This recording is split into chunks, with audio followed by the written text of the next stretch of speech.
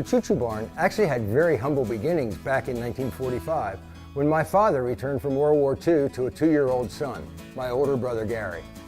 There was no master plan or great dream on my father George's part. He only wanted to bring joy to his little boy and also have a train set of his own that he didn't have when he was a child. The first train set, a $12.50 Lionel Scout set, became the first building block of what would eventually be our gigantic model train display. Just as hobbies grow, so do families. My sister Sue and I followed shortly after this first train set purchase, and we too became part of the train family of Strasburg. Each year, we would start to work on our platform right after Halloween so it would be ready for the Christmas season. My parents would then open the display up to friends, family, and neighbors who visited during the holidays. Since we lived only a block away from the Strasburg Elementary School, each class would walk down to our house one by one to see the trains. While growing up in Strasburg, our basement became quite a train mecca, with homemade houses and mountains and something that was unique: animation. My father's first piece of animation was the ski slope, complete with moving dime store skiers. This was followed shortly thereafter by a highway with 2 lanes of cars passing each other. Both of these animations are still on the Choo Barn's display today. When my brother was getting ready to go to enter college, my parents needed some extra money to help with the added expense.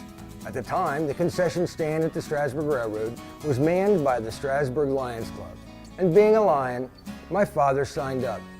He passed an old red barn 1 block from the Strasburg Railroad on his way to help with the concessions, and a light lit up in his head. He mulled this idea over all day, and when he was finished with his duties, he went home and told my mother that he wanted to move the train display to the barn and charge admission, whereby helping with the added college costs. He found the owner of the red barn, leased it for 1 year on a trial basis, and the rest, as they say, is history. The Choo Barn opened for business on Thanksgiving Day of 1961. The display was 500 square feet, and there were 6 trains and 6 animated scenes. Over the years, the display has grown to over 1,700 square feet, and we now have 22 operating trains and over 150 animated pieces. All the animations on the display are handmade from scratch by either my father or me. Many of my father's animations that he built during the 1960s are still on the Choo Barn's display, but many of these early mechanisms have been rebuilt due to wear over the years. Most of the buildings on the display are also hand-built. The ones that aren't are slated to be replaced by new ones that I will design and build in the future.